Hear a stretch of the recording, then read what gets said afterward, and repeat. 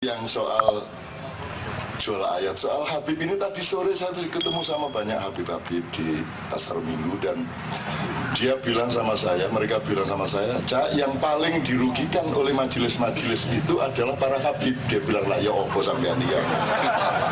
Aku renegate sambat, malah Habib sing paling sambat saya. Artinya Habib-Habib yang benar, yang memang Habib, yang tidak akan melakukan hal-hal yang prematur dan kapitalistik seperti itu, apalagi yang politis dan provokatif, itu justru yang paling merasa dirugikan. Karena kalau Habib itu berpenampilan dan berperilaku seperti itu, nanti Habib yang beneran menjadi terimbas. Nah, siapa Habib? Siapakah Habib? Siapakah Habaib? Ini ada kontroversi. Sebaiknya kita teliti. Jadi kalau yang saya tahu, Habib itu orang yang mencintai, judulnya. Artinya Habib itu orang yang mencintai. Kalau mahbub itu orang yang dicintai. Jadi Rasulullah itu mahbub, yang mencintai namanya Habib. Jadi itu banyak orang dari Arab agak selatan itu kagum sama Muhammad. Terus mereka rame-rame berdatangan ke Mekah. Kok ada orang Arab kok suka bertapa? Itu ini mesti ada turunan Sunda. Tuh. Maka sangat mencintai, tapi mereka kemudian pergi dari Mekah karena mereka tidak tahan melihat perilaku di sekitar Muhammad. Jadi mereka orang yang sangat kagum dan sangat mencintai Muhammad. Itu juga datang dari Persia, karena Persia sendiri sebenarnya memang ahlul bait. Kalau Anda cari ginekologinya, genetikanya, orang Persia sendiri, meskipun Rasulullah tidak mengangkat Salman Al-Farisi sebagai ahlul bait, sesungguhnya dia memang sudah ahlul bait. Kalau Anda melihat sejarah nasabnya. Nah, kemudian Habib ini rancu kemudian karena di dalam riwayat sejarahnya kemudian dianggap mereka ini turunan Nabi.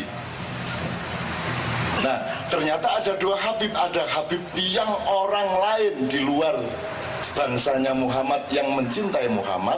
Ada juga pecinta Muhammad yang dari kalangan Muhammad sendiri yang kemudian secara khusus disebut Ahlul Bait. Itu teman sekalian. Nah, antara Ahlul Bait sama Habib ini menjadi rancu, tidak jelas. Ada Al-Atos, ada Al-Gembu, ada Al-Kohol, ada Al-macam-macam. Allah yang menuduh, menuduh ya.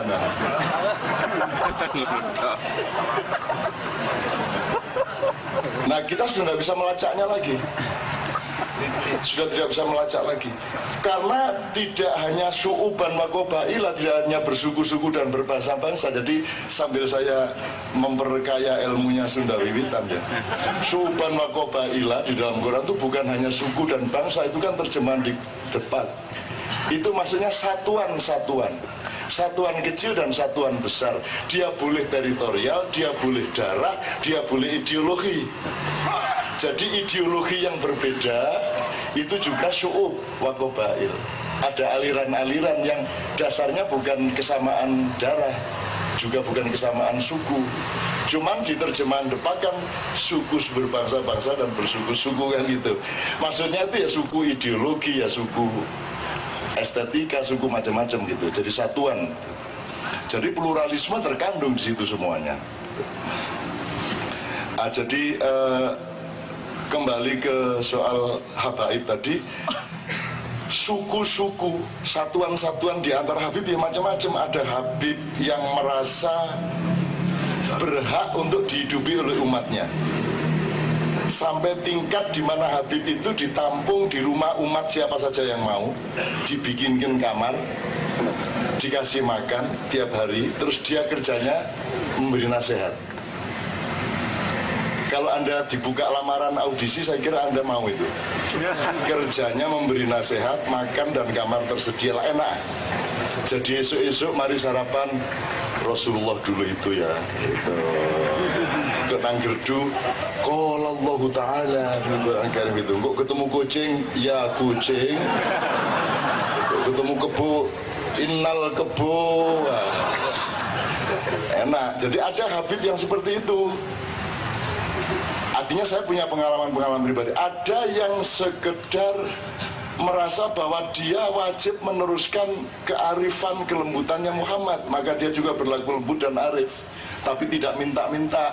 Dia jualan sajadah, dia jualan karpet, dia jualan dagang beneran gitu loh. Tapi di antara mereka ini sudah sangat rancu.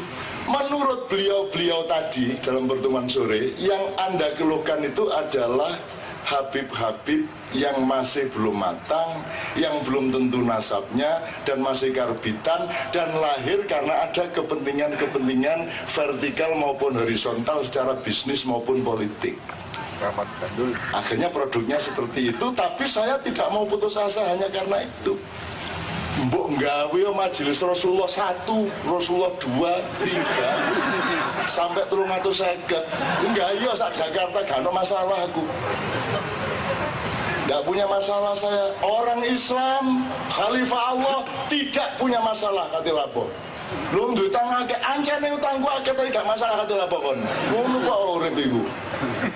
Memang saya banyak masalah tapi saya tidak masalah terhadap masalah saya. Ngono lho cara urip iku. Kudu wani ngono nek gak ngono lara temen kan. Jadi kebendok diel enake iki. Iki nek gak gudeg iki ya tempe penyet iki. Hilang rasanya, Mas.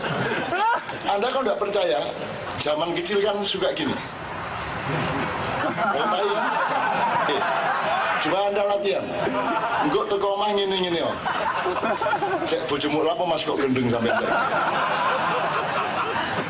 Anda ciptakan, Anda punya hak khalifah, kendalikan dia, wangi. Wangi. Nanti kali ke-7, ke-8 dia mulai tidak busuk. Biasa. Nggak percaya praktekkan di rumah. Kalau sudah lulus di sini, ambil dari sini. Wangi. Anak yang dari sini gak wangi-wangi sampai kiamat.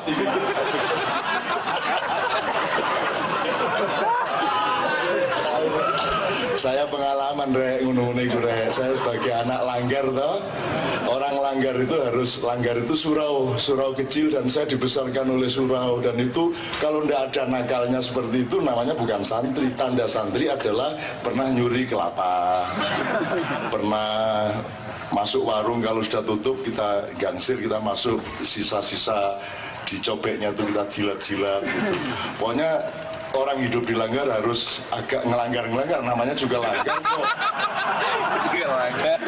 Saya dulu pinter ngaji karena dilanggar gitu loh. Jadi saya kalau di desa itu kan tidak ada dawet, yang ada katok komprangan. Katok komprangan dari sawah ya ke masjid. Akhirnya kalau di masjid terus sarungnya digini-gini, soalnya dicopot, taruh di belakang pintu. Nah begitu misalnya ada 8 orang-orang tua dari sawah sholat, ini soalnya ngelempro sampai tak jupuk aku gede ini, tak jalan buku.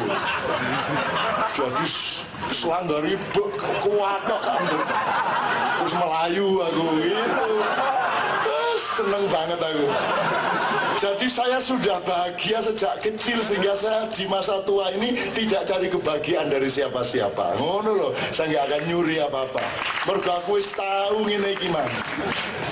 Yang paling serem kalau sudah ada orang sholat, kita ambil tabuhe beduk, pas sujud diteleki ini.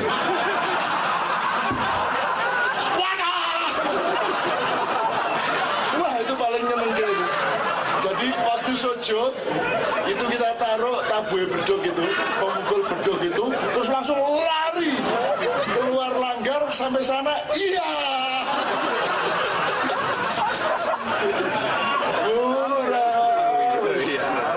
Kalau nggak punya pengalaman begitu tuh nanti jadi koruptor besarnya. Karena nggak bahagia di masa kecil. Saya bahagia banget kok. Ngaji aja saya anarkisi ya. Dan semua belajar ngaji resmi kecuali saya. Saya nakal luar biasa, tidak pernah mau duduk bareng belajar ngaji. Saya cuma mendengarkan dari balik pintu.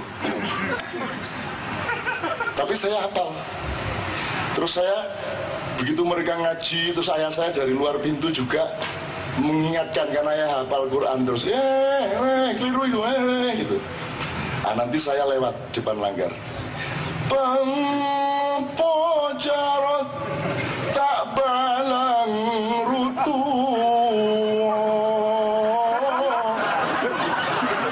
Bahasa Jawa. Manokong tungik-ngik tak balang mapuro. Wayang foto kok diancuk nih ya.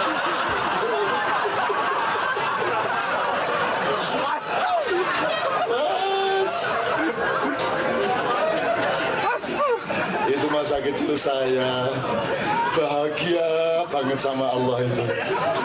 Makan gak karu-karuan, wah berkelahi, diadu. Jadi setiap malam itu langgar ditutup, diadu. Yang gede-gede